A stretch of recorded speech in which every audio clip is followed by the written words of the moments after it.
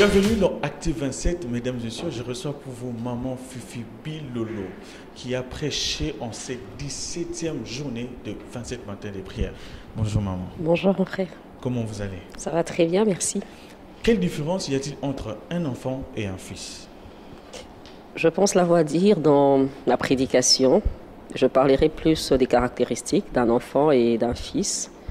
J'ai dit que l'enfant était immature et le fils était mature.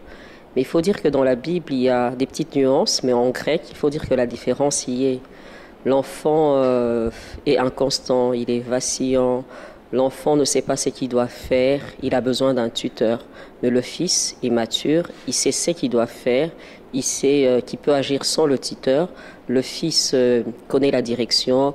Le fils a plein de caractéristiques qui sont très différentes de l'enfant. Je peux le dire par rapport à la maturité, c'est vraiment ça.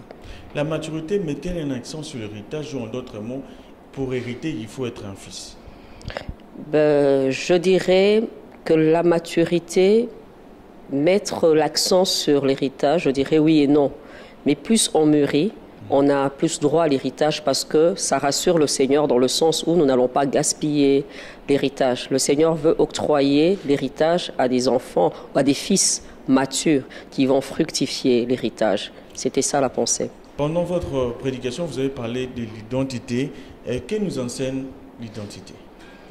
Cette identité, c'est dès notre nouvelle naissance. Il faut dire que lorsque nous naissons de nouveau, notre identité change. Nous sommes enfants de Dieu.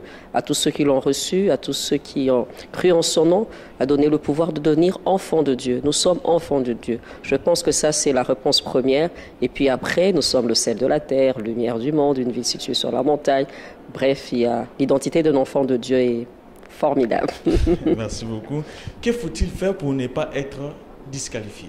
Par rapport à notre héritage, le premier point, c'est d'accepter Jésus, naître de nouveau, parce que la nouvelle naissance, c'est le point de départ par rapport à l'héritage.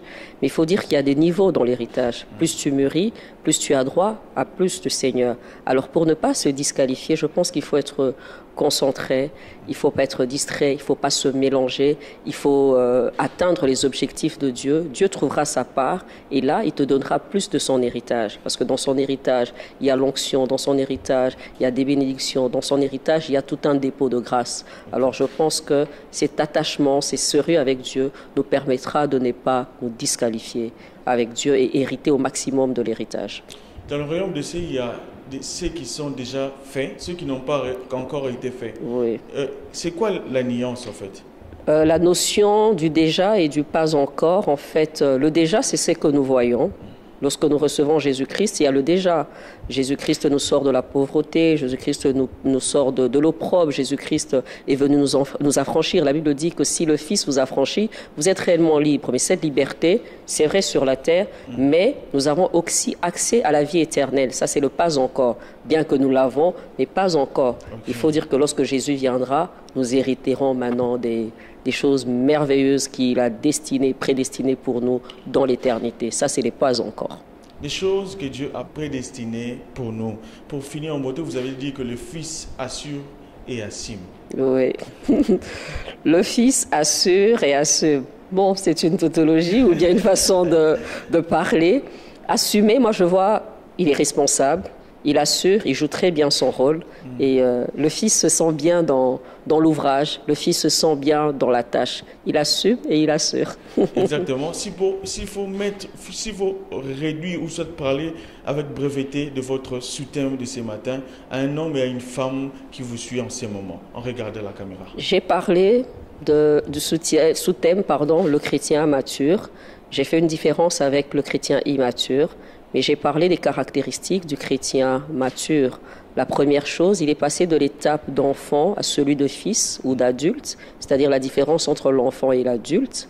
C'est aussi une personne qui connaît son identité, et son identité, c'est le départ. Et puis après, c'est lui qui représente Dieu, parce que le Fils représente le Père. Un chrétien mature représente Dieu. Il parle au nom du Père, il fait des choses au nom du Père. Et par ricochet, si Jésus est venu présenter le Père, nous aussi nous faisons des choses pour Jésus et pour l'avancement du royaume. C'est ce que je peux dire. Mesdames et messieurs, nous sommes dans Active 27. La dernière question, s'il faut que vous posez une question, quelle sera cette question? Moi, qu'est-ce qui m'attend demain et qu'est-ce que je dois encore faire pour Jésus? Des nations. Influencer ma génération, influencer encore des femmes, des hommes, des jeunes gens, que nous soyons nombreux dans cette armée et que nous servons pour la cause de l'Évangile. C'est ça mon fardeau. Je me poserai toujours cette question tous les jours de ma vie. C'est un peu ça. Merci maman Fufilo d'avoir répondu à notre invitation. Merci. Nous sommes Active 27, mesdames et messieurs. Nous nous retrouvons la fois prochaine. Au revoir.